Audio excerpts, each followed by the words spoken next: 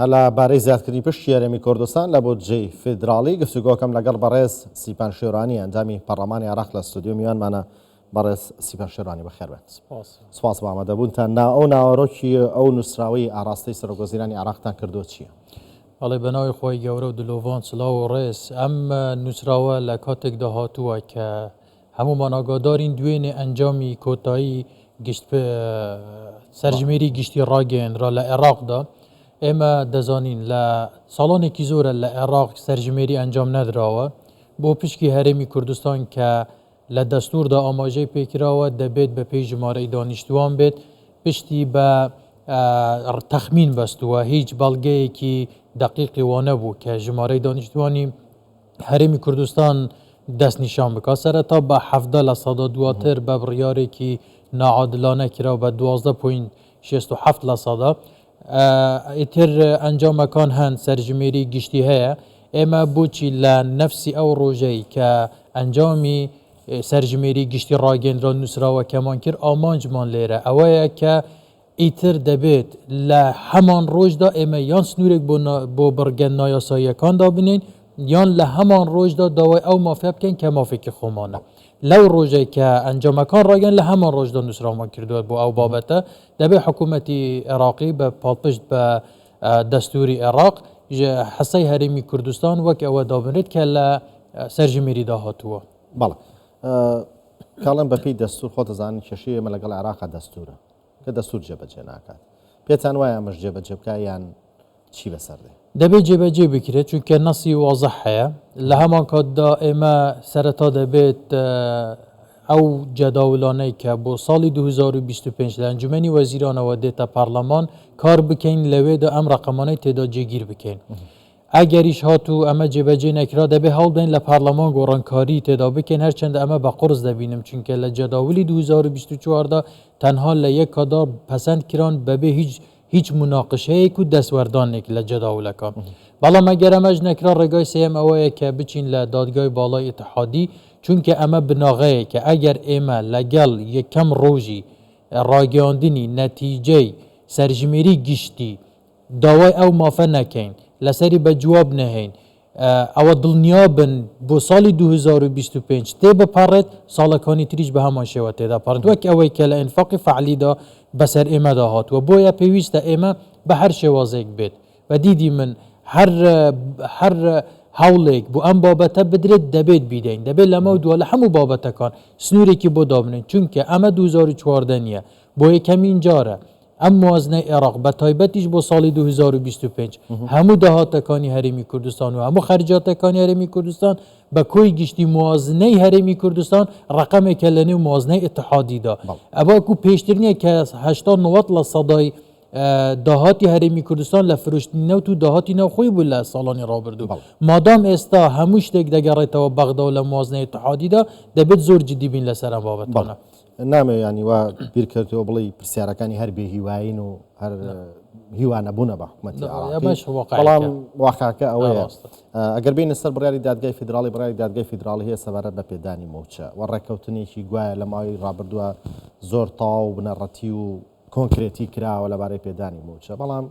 هەتا ئێستا هیچ قسەیەکیش نییە لەسەر موچە. پێتان وانە ئەگە بچێت و دادگای فیدراڵیش هەر زەحمەتە ئەگەر خۆیان نەیانەوێ جێبەجێ بکەن جێبەجێ ناکەن. ئێمە بابەتی بڕیاری دادگای فدرالی لەسەر موچە بەڵێ وەک خۆی جێبەجێ نەکراوە تا ئەمڕۆژ موچەی مانگی 12 نەهاتووە. ئەمە دەلالەت ئەوەیە کە دادگای فدرالی بۆ ئێمە زیرەکە قەرارێک لە دژی هەرێم بێت جێبەجێ دەکات بە هەر شێوازێک بێ بەڵام کەسانی تر هەن پابەندین بە قەراری دادگای فدرالیەوە. بە هەر حاڵ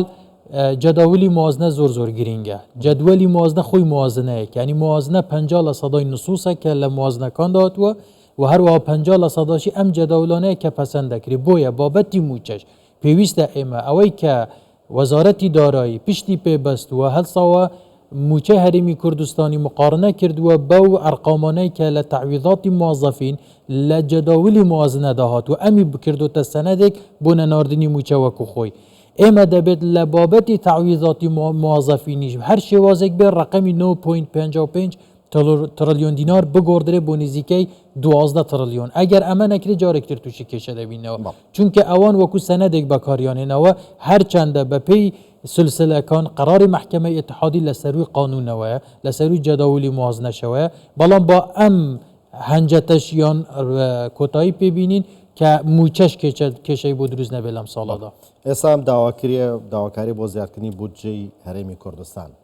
بۆیە ئێوە ئاڕاستی سەرۆکوەزیرانتان کردووە دەبێت لە حکوومەت و دابەزێتەوە بۆ پەرلەمان؟ بەڵێ چونکە جەداولەکان لە ئەنجومەنی وەزیرانەوە دێت پێویستە وەزیرەکانی ئێمە کە چوار وەزیری کورتمان هەیە لە ئەنجومەنی وەزیران هەر کاتێک ئەگەر هاتوو جەداولی موازنە لە وەزارەتی دارایی و پلاندانانیشەوە هاتە ئەنجومەنی وەزیران ئەم گۆڕانکاریەی تێدا جێبەجێ نەکرابوو لەوێ بکەنە بابەتێکی گفتوگۆ گۆڕانکاریەکە تێدا جێبەجێ بکەن ئەگەر لە ئەنجومەنی وەزیران گۆڕانکاری تێدا بکرێت بە دڵنیای و لە پەرلەمان هیچ کێشەی نابێ و وەکو خۆی پەسەند دەکرێت. بەڵێ ئەم دەرەنجامەی سەرژمێریش نەبووە وەڵامێک بۆ قسەکانی خۆیان کە لە ڕابردوویان وتێوە پشتی لە سەدا حەفدە وەرەگرن و بەڵام زۆر لەو ڕۆژەیە کەمترن خۆتە.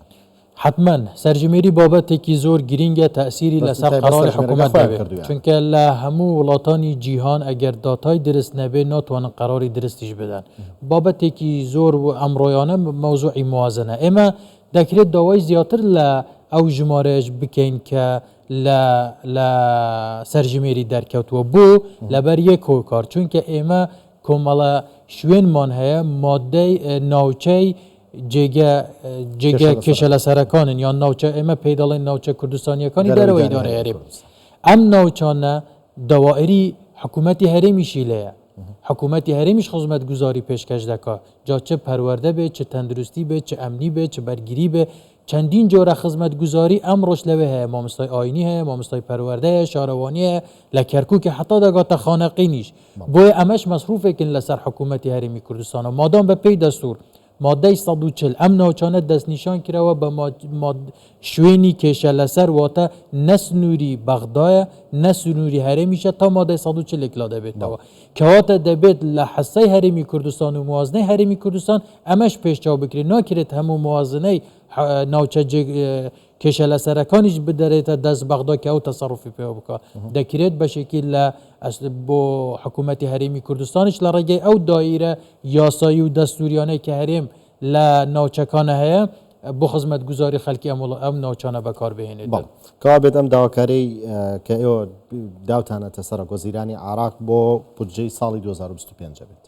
بۆ 25 وەکو مەرحەلەی یەکەم پاشان دەبێتە ئەساسێک بۆ ساڵی داهاتوش بۆیە ئەگەر ئێمە لە یەکەم دقەی دەرچوونی نەتیجەی سەرژمێریەوە پێداگیری بکەین و داوای ئەو مافەت دەستوری و یاساییەی خۆمان بکەین ئەوە حتما لە ئەگەر ئەمڕۆ چارەسەری بکەین کەس ناتوانێت بێوانیش کێشەی دروست بکە من پێم وایە بۆیە وەکو پەیامێک ڕێک لە هەمان ڕۆژ نووسراوەکەم کردووە بۆی بزانین کە یەک دقەش لە ناگەڕین مافێکمان بەفیڕۆ بچێت بۆی وەکو شتەکانی تری لێ نەیەت کە پێشتر بەسەرمانە هاتووە ئەگەر من دڵنیام ئەم ساڵ نەکرێت ساڵی داهاتوش ناکرێت ساڵتری تریش ناکرێت بۆیە پێویستە ئێمە هەمومان یەکدەنگ بین ئەم مۆزوعە بە جددیە وەربگرین چونکە 2% یان 2.5% لە موازنەیەکی زەبەلاحی وەکو عێراق ڕقمێکی کەم نییە تەنها مەسەلە موازنەش نییە بابەتی تریش هەیە بۆ نمونە بەیانی چەندین وەفت هەیە بەیانی زەمالەی خوێندن هەیە چەندین مەشروعی تر هەیە مەسەلەیەکی زۆر بەسیط لە ساڵی داهاتوو لەوانەیە 25 یان 26 دامەزراندن بێتەوە وەک لە ساڵی ڕابردوو کە هەبوو 100,000 کەس دامەزران لە 23دا ئەگەر لە 25 یان 26 ئەم ژمارە دامەزراندنە بێتەوە ئیتر دامەزراندن لە هەرێمی کوردستانیش پەیوەستە بەو دەرەجە وەزیفیانەی لە موازنەی عێراقدا دادەنرێت ئەم 2% ئەگەر 100,000 کەس بێت بۆ نمونە لە حاڵەتێکدا 2,000 کەس لە هەرێمی کوردستان زیاد دەکات کەواتە ئەمە ڕقمێکی گەورەیە دەبێ بە جددی وەربگرین بەڵێ چاوەڕێکرێت کار بە ئەنجامی سەرژمێری بکرێت لە عێراقا دەبێ بکرێت ئێمە وەکو پارلەمان دەبێ چاودێر بین بەسەر حکوومەتەوە وەکو باڵاترین دەسەڵاتی چاودێری لە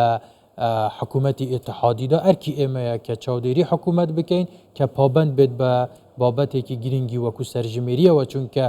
لە زانستدا ئەمە سەلمێنراوە قەراری دروست بە داتای دروست دەدرێت ئێستا داتای دروست هەیە لەسەر ژمارەی دانیشتوان دەبێت حکوومەتیش کاری پێ بکات بەڵێ لە